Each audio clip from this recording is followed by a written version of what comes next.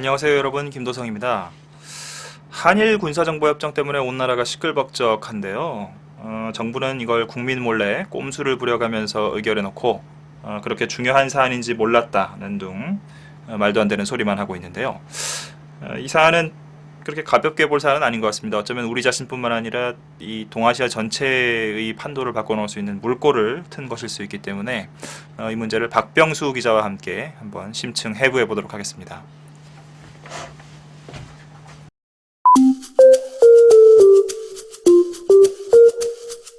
시작한 거예요? 네, 근데 편하게 편집할 거니까.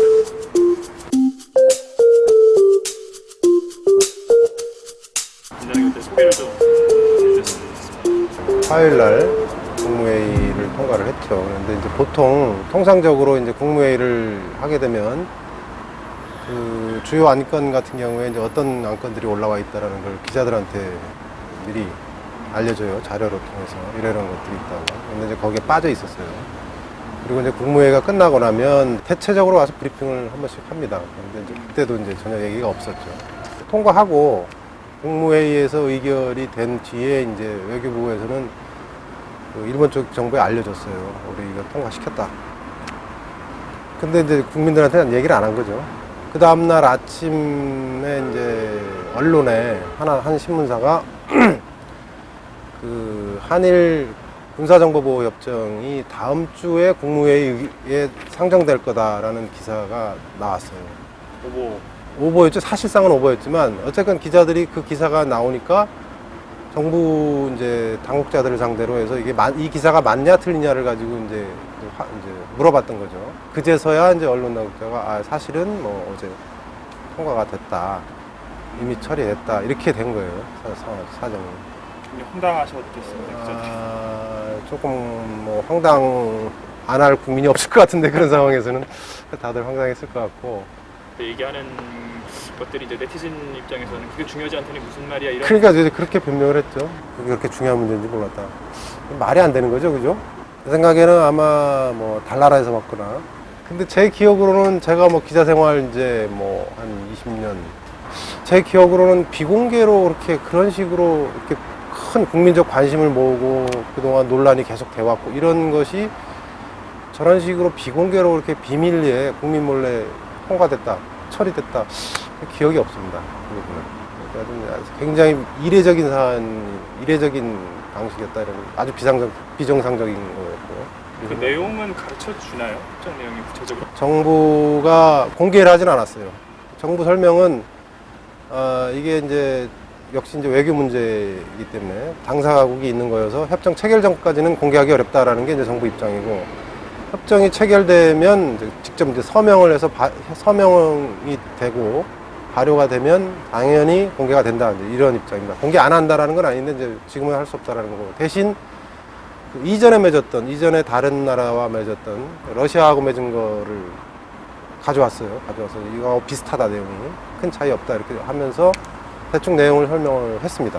내용은 사실은 아주 간단해요.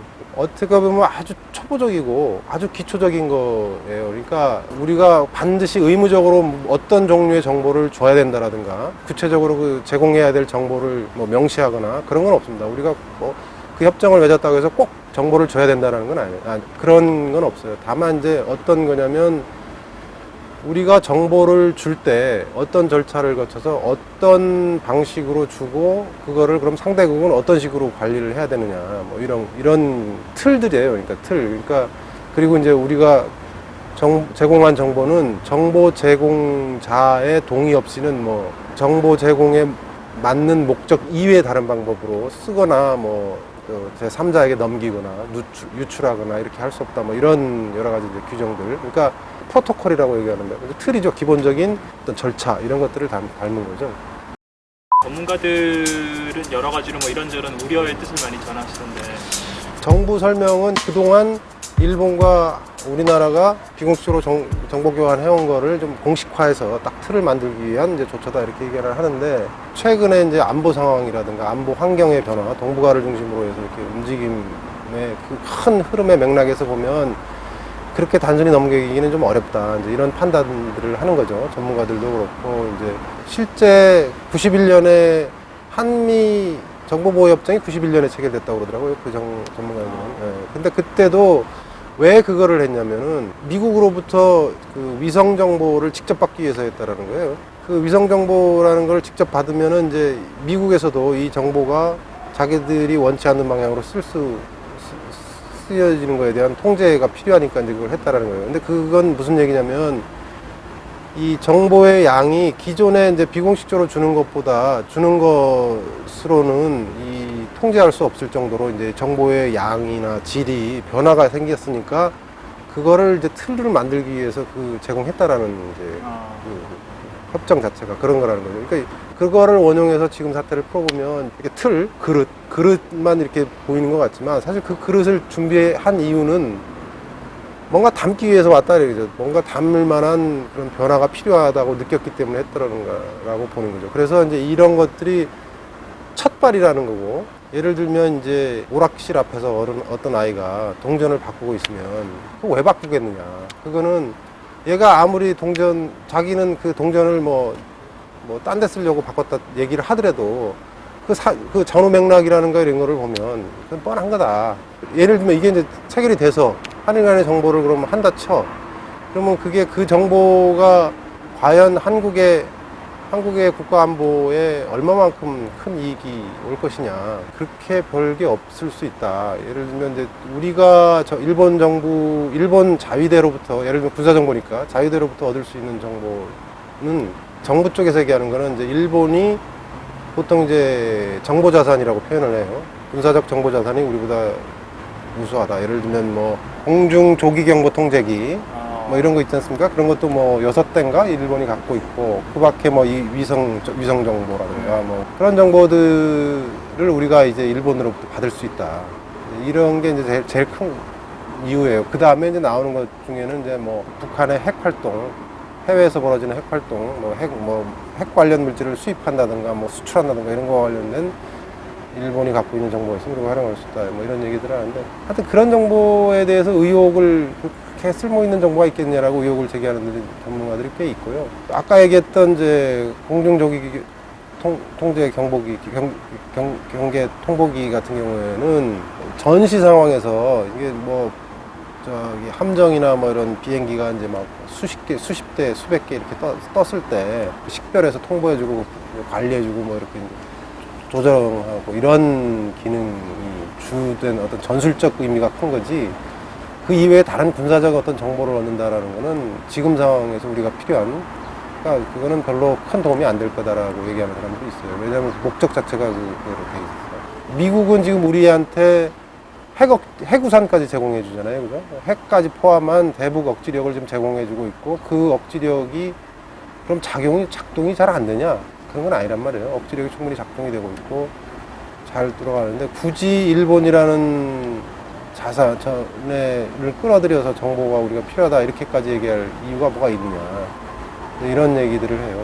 일본이 한국한테 받고 싶어 하는 거는 이제 보통 인적 정보 있지 않습니까? 그러니까 정보원을 활용해서 북한 관련 정보 파악한 정보, 보통 이제 휴민트라고 해요. 휴민트 정보인데, 그것이 이제 한국이 강점이 있으니까 그 정보에 대해서 이제 좀 받고 싶어 했고, 근데 문제는 뭐냐면 이 휴민트 정보라는 거는 이게 한번 잘못돼서 이게 잘못 유출되거나 어떤 사고가 나면 사람이 다치는 문제고, 그 다음에 이게 인적 네트워크를 통해서 정보를 수집하는 거기 때문에 망가지면 복구하는데 엄청난 시간과 노력과 정성이 다시 이제 들어가는 거고, 이제 그렇다는 거예요. 그래서 이제 굉장히 조심스러운 정보일 수밖에 없는 거고, 일본이 기본적으로 그 남북 통일에 대해서 이렇게 찬성하는 나라냐, 말이야 뭐라고 하든,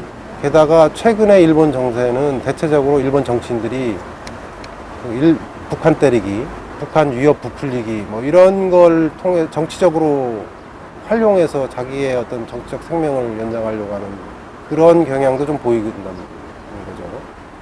그런데 이제 그런 상황에서 민감한 정보들이 일본으로 갈 경우에 악용될 수도 있고 이제 그런 걸 우려하는 사람들이 있어요. 게다가 이제 우리 언론 상황도 그렇잖아요. 일본 언론에 뭐 북한 관련 보도가 나면 그게 다시 한국에 역수입돼서 다시 한국이 또 그걸 한국 언론들이 또 보도하는 경향이 크거든요. 그것도 크게. 근데 되게 지금까지 일본 언론의 보도 중에 오보가 엄청나게 많습니다. 특히 대북 정보와 관련해서 대북 보도와 관련해서는 오보가 엄청나게 많은데 그런 것들이 잘 확인이 안 된 채로 다시 이제 한국에서 증폭되고 그런 것들이 이제 반북, 어떤 북한에 대한 적대감, 뭐 어떤 북한 위협론 이런 것들을 확대 재생산하는 데 또 도움되고 이런 메커니즘인데 이런 것들이 이제 정치적으로 그런 식으로 오용될 수도 있고 뭐 이런 거에 대한 우려가 많아요.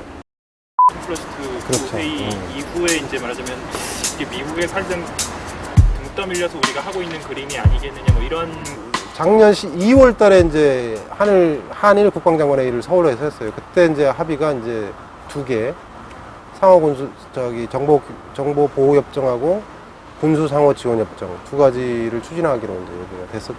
보도가 나고 이제 문제 제기하는 여론이 일어나 생기면서 좀 움찔했죠. 움찔해서 당분간 이제 정부가 조금 신중하게 좀 여론 추이를 봐가면서 좀 추진할 모양이다 이렇게 생각을 했던 건데 갑자기 했죠 이번에.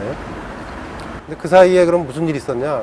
한국의 외교장관, 국방장관하고 미국의 외교장관, 국방장관이 4분이 모여가지고 워싱턴에서 회의를 했습니다. 그걸 이제 보통 2+2 회의 이렇게 얘기를 해요. 그 중에 주목되는 부분이 그 한미일 군사협력, 한미일 협력을 강화하고 한미일 군사협력을 위한 메커니즘을 만들자.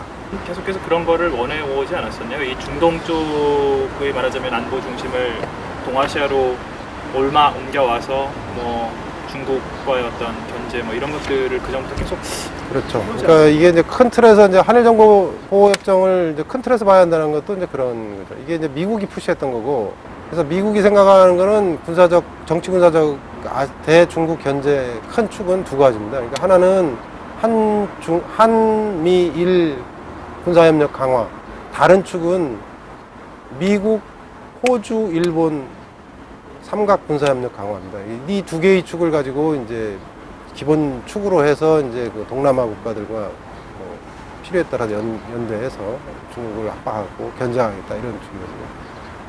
그리고 이제 일본은 하고 싶었던 거고, 자기네들이 군사적 대국화라든가 이제 뭐 이런 거와도 관계가 있는 거고. 그래서 이제 맞아 떨어져서 이제 하게 된 거죠. 거기에 이제 이명박 정부는 미국 위주의 정책 기조 이런 것들이 이제 같이 결합해서 이번에 나온 게 아닌가 생각이 들어요. 그다음에 이제 이게 기본적으로 지적하는 것들 중에 하나가 이제 MD 문제. 미국은 계속해서 이제 한국을 끌어들여서 MD에 참여시키려고 하는 의지가 계속 강했어요. 그러니까 그거는 기본적으로는 축이 한미일 축으로 같이 움직인다는 게 이 미국의 아이디어이기 때문에 한국은 지금 뭐 그 미국이 주도하는 MD에 들어가지 않는다라는 게 이제 공식 입장이에요. 공식 입장이긴 한데 곳곳에서 미국 정부 당국자들이 공개적으로 한국과 그 문제를 MD 참여 문제를 협의하고 있다라는 얘기를 여러 곳에서 했어요. 근데 한국은 그때마다 부인을 했죠. 그런 적 없다라고 부인을 했는데, 근데 이 MD가 되려면 정보 공유가 되지 않으면 안 되는 거죠. 기본적으로 군사 정보라는 게 그러니까 이런 것들이 다 같이 맞물려서 돌아가는 거죠. 거기 가기 위해서 여러 가지 이제 협정들이 필요한 거죠. 이제 그러니까 그 첫 발이 다 정보보호협정, 정보교류. 그 다음에 이제 우리 요번에 하려고 하다가 그만둔 당분간 보류하겠다고 한 군수 상호 지원협정. 그 다음 더 나가면 이제 뭐 아마 훈련, 상호, 연합훈련 뭐 이런. 지금도 한미일 연합훈련은 하고 있어요. 어쨌건 그런 식으로 이제 첫 발을 놓은 거고, 이제 그 다음 수순이 간다. 뭐 이렇게 보여주세요.